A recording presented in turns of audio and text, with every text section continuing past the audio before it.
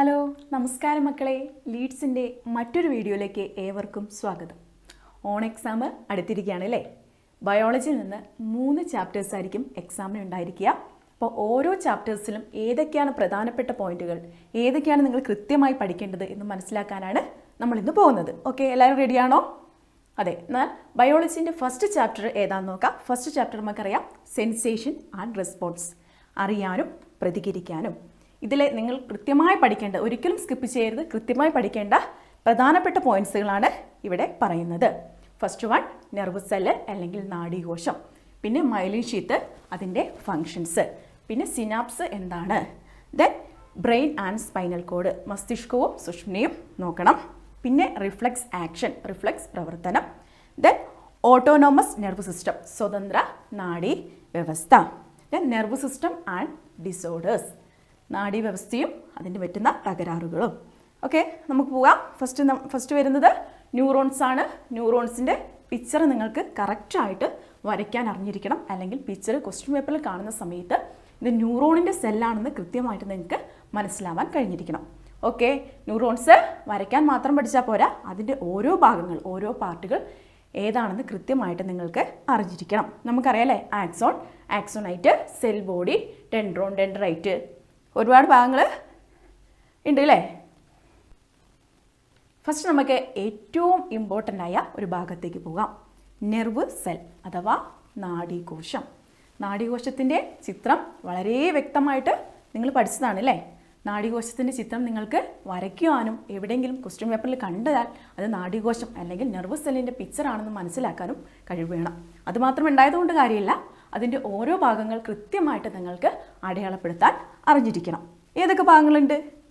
Dendrite ഉണ്ട്, dendron ഉണ്ട്, cell body ഉണ്ട്, ആക്സോൺ, ആക്സോണൈറ്റ്, സിനാപ്റ്റിക് നോബ് അല്ലേ? ഇങ്ങനെ തുടങ്ങിയ ഭാഗങ്ങളാണ് എന്തിനുള്ളത്? നെർവ് സെല്ലിന് ഉള്ളത്. ഈ ഭാഗങ്ങൾ മാത്രം അറിഞ്ഞാൽ മതിയോ? ഭാഗങ്ങൾ മാത്രം അറിഞ്ഞാൽ പോരാ, അതിൻ്റെ ഫങ്ഷൻസ്, ഒരു ഫങ്ഷനെങ്കിലും നിങ്ങൾ കൃത്യമായിട്ട് പഠിച്ചിരിക്കണം. ഇതിലൊക്കെ ഒരുപാട് തവണ റിപ്പീറ്റ് അടിച്ച ക്വസ്റ്റ്യനാണ് നെർവ് സെല്ല്.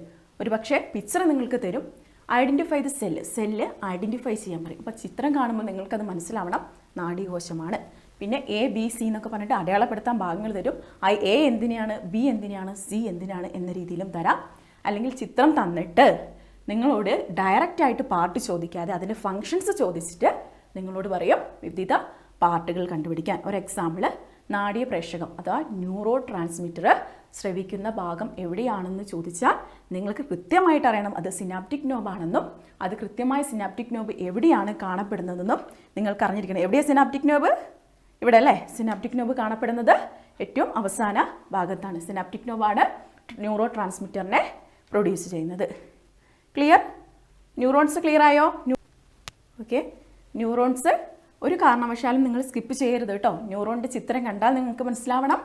അതുമാത്രമല്ല, അതിൻ്റെ ഭാഗങ്ങൾ അടയാളപ്പെടുത്താൻ അറിയണം, അതിൻ്റെ ഫങ്ഷൻസും കൃത്യമായിട്ട് അറിഞ്ഞിരിക്കണം. എന്തായാലും ചോദ്യം വരും. ദെൻ അടുത്ത ഇമ്പോർട്ടൻ്റ് ആയ ഭാഗമാണ് മൈലിൻ ഷീത്ത്. മൈലിൻ ഷീത്ത് എന്ന് പറഞ്ഞത് എന്താണെന്ന് ചോദിക്കും, അതിൻ്റെ ഫങ്ഷൻസും ചോദിക്കാം. അപ്പോൾ മൈലിൻ ഷീത്ത് നമുക്ക് എല്ലാവർക്കും അറിയാം, ശ്വാൻകോശങ്ങളെ പൊതിഞ്ഞു നിർത്തുന്ന ഒന്നാണല്ലേ മൈലിൻ ഷീത്ത്. മൈലിൻ ഷീത്ത് ഉള്ള ഭാഗത്തെ വൈറ്റ് മാറ്റർ എന്നും ഇല്ലാത്ത ഭാഗം ഗ്രേ മാറ്റർ എന്നൊക്കെ പഠിച്ചിട്ടുണ്ട് നമ്മൾ. മൈലിൻ ഷീത്തിൻ്റെ പിക്ചർ ഇമ്പോർട്ടൻ്റ് ആണ്, അതിൻ്റെ ഭാഗങ്ങൾ അടയാളപ്പെടുത്താൻ ചോദിക്കും. ഏറ്റവും ഇമ്പോർട്ടൻ്റ് ആയിട്ട് മൈലിൻ ഷീത്തിൻ്റെ ഫങ്ഷൻസ് ചോദിക്കാം. ആ ഫങ്ഷൻസ് ചോദിക്കുമ്പോൾ കൃത്യമായിട്ട് നിങ്ങൾ ഉത്തരം എഴുതിയിരിക്കണം. 3 പോയിന്റ്സ് ടെക്സ്റ്റ് ബുക്കിലുണ്ട് അല്ലേ? മൈലിൻ ഷീത്ത് ശ്വാൻകോശങ്ങളെ പൊതിഞ്ഞിർത്തുന്നതുകൊണ്ട് തന്നെ ശ്വാൻകോശങ്ങൾക്ക് വേണ്ട ഓക്സിജൻ കൊടുക്കുന്നുണ്ട് അല്ലേ? പിന്നെ ബാഹ്യശതങ്ങളിൽ നിന്നൊക്കെ സംരക്ഷിക്കുന്നത് മൈലിൻ ഷീത്താണ്. തുടങ്ങിയ കാര്യങ്ങൾ, ഫങ്ഷൻസ് ടെക്സ്റ്റ് ബുക്ക് കൊടുത്തിട്ടുണ്ട്, കൃത്യമായിട്ട് നിങ്ങൾ അത് പഠിക്കണം. ദെൻ അടുത്ത ഇമ്പോർട്ടൻ്റ് ഭാഗമാണ് ബ്രെയിൻ. ബ്രെയിനിൻ്റെ ഭാഗങ്ങൾ കൃത്യമായിട്ട് അടയാളപ്പെടുത്താൻ നിങ്ങൾക്ക് അറിഞ്ഞിരിക്കണം. ഏതൊക്കെ ഭാഗമുണ്ട്? Thalamus, hypothalamus, cerebrum, cerebellum, medulla oblongata തുടങ്ങിയ ഭാഗങ്ങളൊക്കെ ഉണ്ടല്ലേ ബ്രെയിനിൽ. അപ്പോൾ ഓരോ ഭാഗങ്ങൾ എവിടെയാണെന്ന് കൃത്യമായിട്ട് നിങ്ങൾക്ക് അടയാളപ്പെടുത്താൻ അറിഞ്ഞിരിക്കണം. ഓരോ ഭാഗത്തിൻ്റെ ഫങ്ഷൻസ്, ഓരോ ഭാഗങ്ങൾ എന്തൊക്കെ ഫങ്ഷൻസാണ് ചെയ്യുന്നതെങ്കിലും ഒരു ഫങ്ഷനെങ്കിലും കൃത്യമായിട്ട് നിങ്ങൾക്ക് ഓർത്ത് വെക്കാൻ കഴിയണം. ദെൻ സ്പൈനൽ കോഡിൻ്റെ കേസിലും അങ്ങനെ തന്നെയാണ്. ബ്രെയിനിൻ്റെ പറഞ്ഞു, സ്പൈനൽ കോഡിൻ്റെ കേസിലും അങ്ങനെ തന്നെയാണ്. സ്പൈനൽ കോഡിൻ്റെയും ഡിഫറെൻറ്റ് പാർട്സുകൾ നിങ്ങൾക്ക് അറിഞ്ഞിരിക്കണം. ഡിഫറെൻറ്റ് പാർട്സുകൾ ഏതൊക്കെയാണെന്ന് നിങ്ങൾക്ക് കൃത്യമായിട്ട് അറിഞ്ഞിരിക്കണം. അതുമാത്രമല്ല, ആ പാർട്ടിൻ്റെ ഫങ്ഷൻസും അറിഞ്ഞിരിക്കണം. പോരാത്തിന് നിങ്ങൾക്ക് ബയോളജിയിലെ ഏറ്റവും ഇമ്പോർട്ടൻറ്റ് പിക്ചേഴ്സിനാണ്. പിക്ചർ കണ്ടിട്ടുണ്ടെങ്കിൽ അത് ഏതിൻ്റെയാണെന്ന് ഐഡൻറ്റിഫൈ ചെയ്യാനുള്ള ഒരു കഴിവ് നിങ്ങൾക്ക് ഉണ്ടായിരിക്കണം. അതിനുവേണ്ടി നന്നായിട്ട് പിക്ചർ നിങ്ങൾക്ക് മനസ്സിലാക്കുക, പിക്ചർ നന്നായിട്ട് പഠിക്കുകയും ചെയ്യുക. ദെൻ ഒരു പിക്ചർ തന്നിട്ട് ഐഡൻറ്റിഫൈ ദ സെല്ല് എന്ന് ചോദിച്ചാൽ ഇത് ഏതാണെന്ന് നിങ്ങൾക്ക് കൃത്യമായിട്ട് ഐഡൻറ്റിഫൈ ചെയ്യാനും അതിൻ്റെ ഓരോ ഭാഗങ്ങൾ അടയാളപ്പെടുത്താനും ഇതിൻ്റെ ഫങ്ഷൻസും കൃത്യമായിട്ട് നിങ്ങൾക്ക് അറിഞ്ഞിരിക്കണം. ദെൻ അടുത്തതാണ് റിഫ്ലെക്സ് ആക്ഷൻ എന്ന് പറയുന്നത്. റിഫ്ലെക്സ് ആക്ഷൻ അല്ലേ, നമുക്കൊരു പെട്ടെന്നൊരു മുള്ളു കൊണ്ടാൽ നമ്മൾ പെട്ടെന്ന് കാല് വലിക്കല്ലേ, അതൊരു റിഫ്ലെക്സ് ആക്ഷൻ്റെ പ്രവർത്തന ഫലമായിട്ട് ഉണ്ടാകുന്നതാണ്. ഇതിൽ നിങ്ങൾക്ക് ഏറ്റവും അറിഞ്ഞിരിക്കേണ്ടത് അതിൻ്റെ പാത്താണ്. അതിൻ്റെ സഞ്ചാരപാത കൃത്യമായിട്ട് അറിഞ്ഞിരിക്കണം. അത് കൃത്യമായിട്ട് ഓർഡറിൽ ചോദിക്കും. ചില ഭാഗങ്ങൾ വിട്ടിട്ട് ആ ഭാഗങ്ങളെ ഫില്ല് ചെയ്യാൻ വേണ്ടിയിട്ട് ചോദിക്കും. അപ്പോൾ ഈ ഓർഡർ കൃത്യമായിട്ട് നിങ്ങൾ പഠിച്ചിരിക്കണം. ഓക്കെ, അടുത്ത ഏറ്റവും ഇമ്പോർട്ടൻ്റ് ആണ് ഓട്ടോണോമസ് നെർവ് സിസ്റ്റം, സ്വതന്ത്ര നാഡീവ്യവസ്ഥ. അതിൽ വരുന്നതാണ് പാരാസിമ്പതറ്റിക്കും സിമ്പതറ്റിക് വ്യവസ്ഥയും അല്ലേ. പെട്ടെന്നൊരു നായി കടിക്കാൻ വരികയാണ്, നമ്മളൊരു പട്ടി കടിക്കാൻ വരുന്ന സമയത്ത് നമ്മളുടെ ശരീരത്തിലുണ്ടാവുന്ന ആ മാറ്റങ്ങളെയാണ് ഇവിടെ പറയുന്നത് കേട്ടോ. അപ്പം ആ സമയത്ത് നമ്മളുടെ ഐ എങ്ങനെയാണ്, നമ്മുടെ സലൈവേഷൻ എങ്ങനെയാണ്, നമ്മുടെ ഹാർട്ട് ബീറ്റ് എങ്ങനെയാണ് എന്ന കാര്യങ്ങളൊക്കെ, നമ്മുടെ സ്റ്റൊമക്കിൻ്റെ അവസ്ഥ എന്താണ്, ആ രീതിയിൽ സിമ്പതറ്റിക്കും പാരാസിമ്പതറ്റിക്കുമായിട്ടുള്ള പ്രവർത്തനങ്ങളെ കൃത്യമായിട്ട് ഇതിൽ പറയുന്നുണ്ട്. അപ്പോൾ ക്വസ്റ്റ്യൻ വരിക, ഇത് ഒരുമിച്ച് വരും. ഈ പോയിന്റ്സുകളെല്ലാം ഒരുമിച്ച് വന്നിട്ട് ഇത് ഏത് സിസ്റ്റമാണെന്ന് ചോദിച്ചാൽ ഓട്ടോണോമസ് നെർവസ് സിസ്റ്റമാണെന്ന് മനസ്സിലാക്കണം. സിമ്പതറ്റിക്കും പാരാസിമ്പതറ്റിക്കും വരുന്നത് ഏതൊക്കെ പോയിന്റ്സുകളാണെന്ന് കൃത്യമായിട്ട് നിങ്ങൾക്ക് ഐഡൻറ്റിഫൈ ചെയ്യാനും എഴുതാനും നിങ്ങൾക്ക് കഴിഞ്ഞിരിക്കണം. ഏറ്റവും ഇമ്പോർട്ടൻ്റ് ആണ്, ഇത് നിങ്ങൾ സ്കിപ്പ് ചെയ്യരുത്.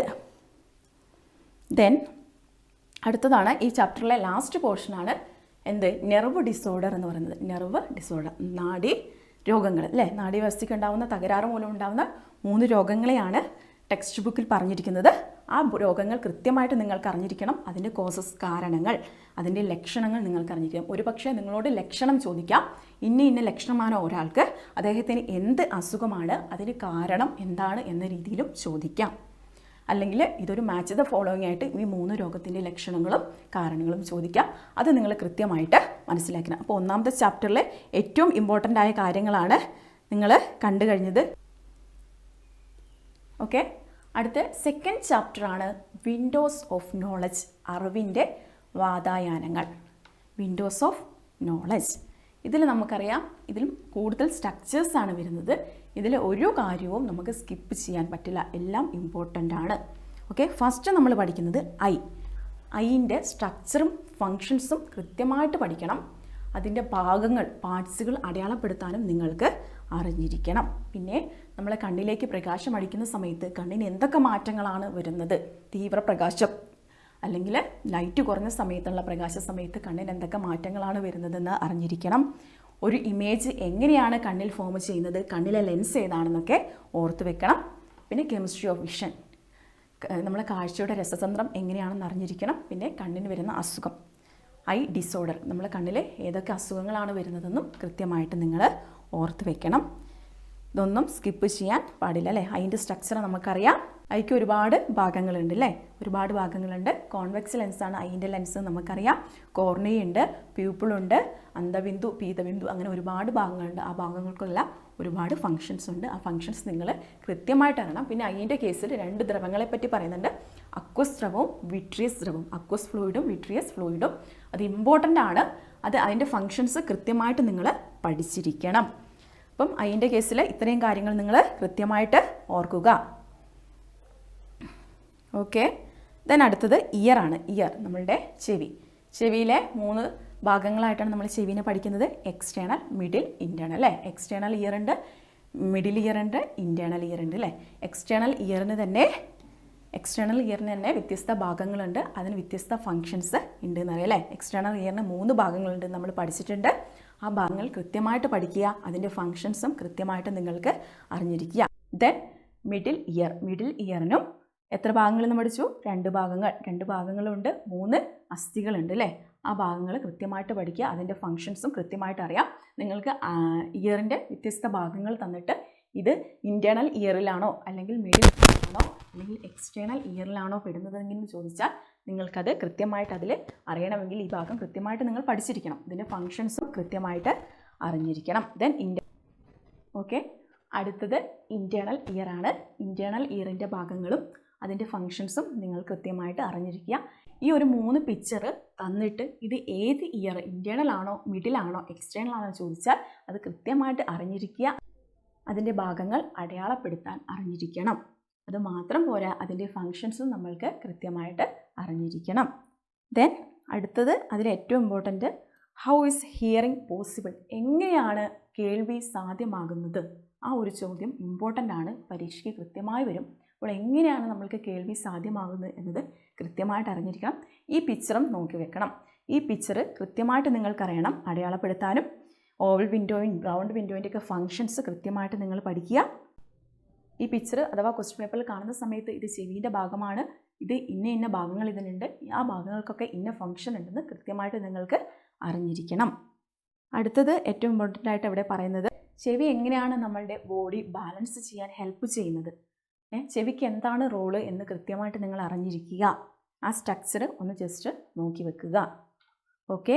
പിന്നെ പറയുന്നത് ഏറ്റവും സിമ്പിളായിട്ട് റിസപ്റ്റേഴ്സ് ഇൻ ടങ്. നമ്മൾ എങ്ങനെയാണ് രുചി അറിയാൻ എന്തൊക്കെ റിസപ്റ്റേഴ്സാണ് നമുക്കുള്ളത് എന്ന് കൃത്യമായിട്ട് നോക്കുക. ടേസ്റ്റ് ബഡ്സ് ഉണ്ട് അല്ലേ, പാപ്പില്ല എന്ന് പറയും, ടേസ്റ്റ് ബഡ്സ് ഉണ്ട്. അപ്പോൾ ഏത് രീതിയിലാണ് നമുക്ക് രുചി അറിയുന്നത് എന്ന് ഓർക്കുക. ദെൻ നമ്മൾ എങ്ങനെയാണ് സ്മെല്ല് എങ്ങനെയാണ് ഡിറ്റക്റ്റ് ചെയ്യുന്നത് എന്ന കാര്യവും ആലോചിക്കുക. പിന്നെ റിസപ്റ്റേഴ്സ് ഇൻ സ്കിന്നിലെ റിസപ്റ്റേഴ്സ് ഏതൊക്കെയാണെന്ന് അറിഞ്ഞിരിക്കുക. ഏറ്റവും ലാസ്റ്റ് പോർഷനായിട്ട് ഡിഫറെൻറ്റ് ഓർഗാനിസം അല്ലേ, വേരിയസ് ഓർഗാനിസത്തിൻ്റെ റിസപ്റ്റേഴ്സ് ഏതാണെന്ന് അറിഞ്ഞിരിക്കുക. ഇത് ഉറപ്പായിട്ട് അത് നിങ്ങൾ പഠിച്ചു വെച്ചിരിക്കുക. 4 ഓർഗാനിസത്തിൻ്റെ പേരാണ് ഇവിടെ കൊടുത്തിരിക്കുന്നത്. അവരെ റിസപ്റ്റേഴ്സും കൊടുത്തിട്ടുണ്ട്.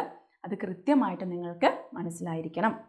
Okay. Planaria, house fly, shark, snake അല്ലേ, ഇവരുടെ ഏതാണ് ഇവരുടെ റിസപ്റ്റർ? ഇപ്പോൾ പ്ലനേറിയൻ്റെ ഐസ് സ്പോട്ടാണെന്ന് ഇവിടെ നിന്ന് പറയുന്നു അല്ലേ.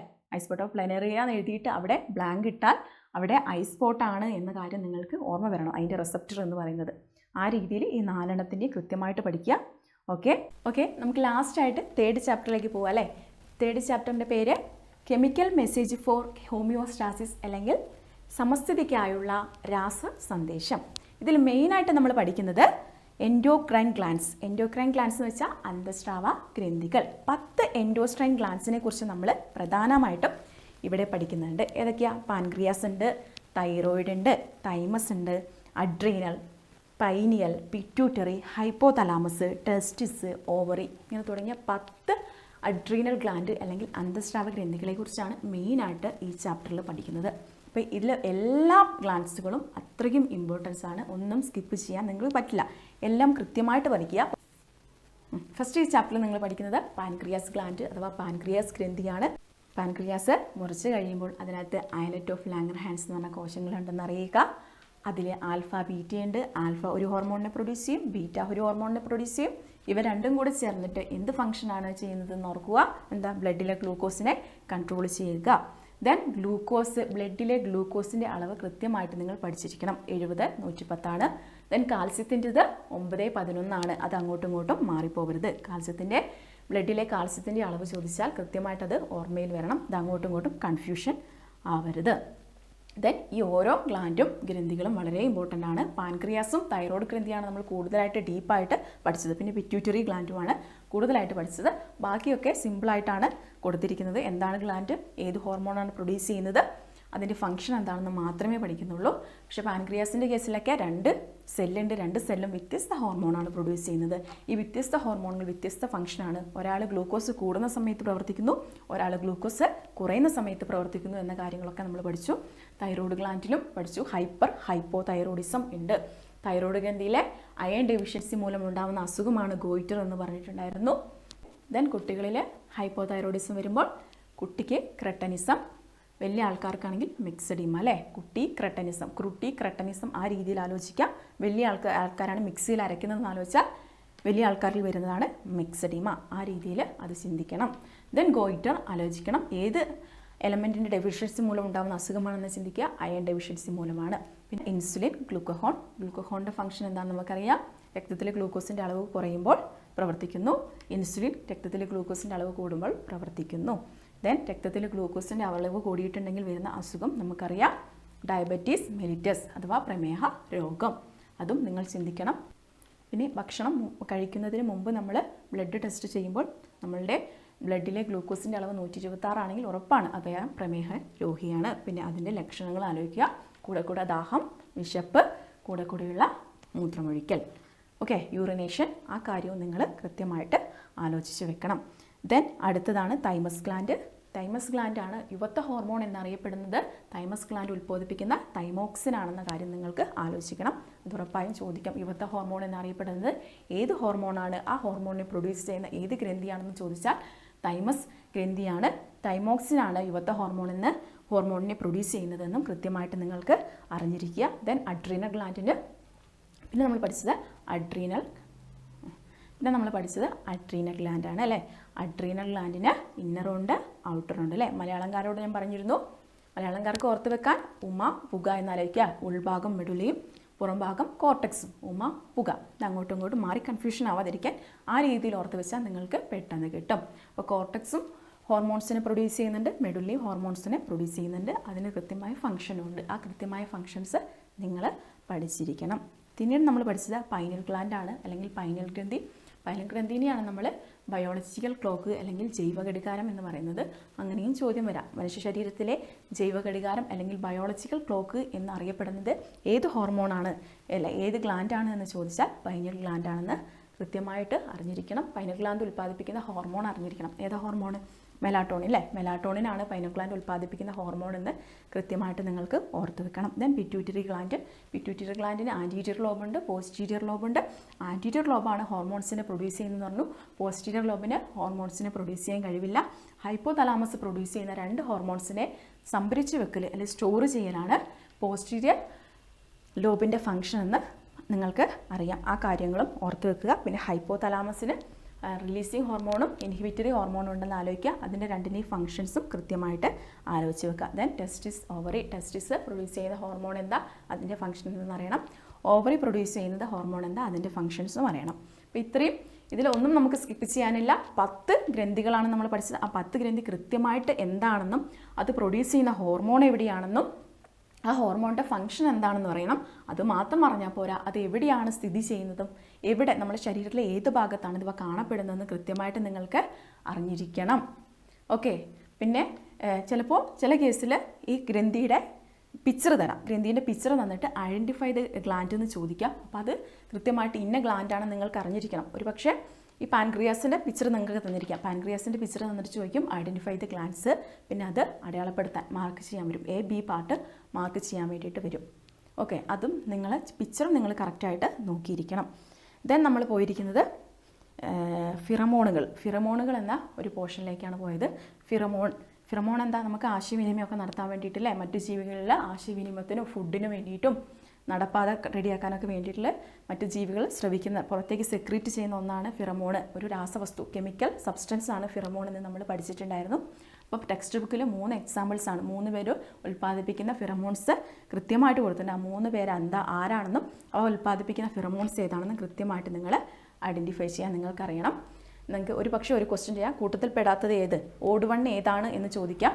അപ്പോൾ ഈ 3 ഫിറമോണുകളുടെ പേരും കൂട്ടത്തിൽ അല്ലാത്തത് വേറൊരാളുടെ പേരും ചോദിക്കാം. ആ രീതിയിൽ അപ്പോൾ നിങ്ങൾക്ക് തിരിച്ചറിയാൻ പറ്റണം ഇത് 3 ഫിറമോൺസ് ആണ്, മറ്റേത് ഫിറമോൺസ് അല്ല എന്ന് നിങ്ങൾക്ക് തിരിച്ചറിയാനും അത് എഴുതാനും നിങ്ങൾക്ക് കഴിയണം. അപ്പോൾ കൃത്യമായിട്ട് ഈ 3 ഫിറമോൺസിനെ 3 പേരുടെ ഫിറമോൺസ് ഏതാണെന്ന് അറിയണം. ഫിറമോൺസിൻ്റെ ഫങ്ഷൻസും അറിഞ്ഞിരിക്കണം. പിന്നീട് നമ്മൾ ഏറ്റവും പോയത് സസ്യ ഹോർമോണിലേക്കാണ്. പ്ലാന്റ് ഹോർമോൺസ് നമ്മൾ 5 പഠിച്ചു അല്ലേ. Auxin, cytokinin, gibberellin, abscisic acid, ethylene. ഈ 3ഉം ഈ അഞ്ചെണ്ണവും കൃത്യമായിട്ട് നിങ്ങൾക്ക് അറിഞ്ഞിരിക്കണം. ഈ 5 എണ്ണത്തിൻ്റെ ഫങ്ഷൻസും അറിഞ്ഞിരിക്കണം. ചില കേസിൽ ഇതിന് ഒരേ ഫങ്ഷൻസ് കാണിക്കുന്നുണ്ട്. അത് നിങ്ങൾക്ക് ഓർത്തില്ലെങ്കിലും ഡിഫറെൻ്റ് ആയിട്ടുള്ള ഫങ്ഷൻസ് ഉണ്ടാകും. ഓക്സിനും സൈറ്റോകൈനും ഒക്കെ ആ ഡിഫറെൻറ്റ് ഫങ്ഷൻസ് കൃത്യമായിട്ട് നിങ്ങൾ പഠിച്ചിരിക്കണം. ദെൻ അടുത്ത ഇമ്പോർട്ടൻ്റ് ആയി വന്നത് കൃത്രിമ ഹോർമോൺസാണ്. കൃത്രിമ സസ്യ ഹോർമോൺസാണ്. കൃത്രിമമായിട്ട് മനുഷ്യനുണ്ടാക്കുന്ന സസ്യ ഹോർമോൺസാണ്. അതിൻ്റെ ഫങ്ഷൻസ് എന്താണ്, അതുകൊണ്ടുള്ള മെച്ചം എന്താണ്, ഉപകാരം എന്താണ് എന്നും കൂടി നിങ്ങൾ ഓർത്ത് വെക്കും. അപ്പോൾ 3ാമത്തെ ചാപ്റ്ററിൽ ഇത്രയേ ഉള്ളൂ. ഓൺ എക്സാമിന് എല്ലാവർക്കും നല്ല മാർക്ക് കിട്ടട്ടെ. എല്ലാവർക്കും വിജയാശംസകൾ നേരുന്നതുകൊണ്ട് നമുക്ക് ഈ വീഡിയോ വൈൻഡപ്പ് ചെയ്യാം.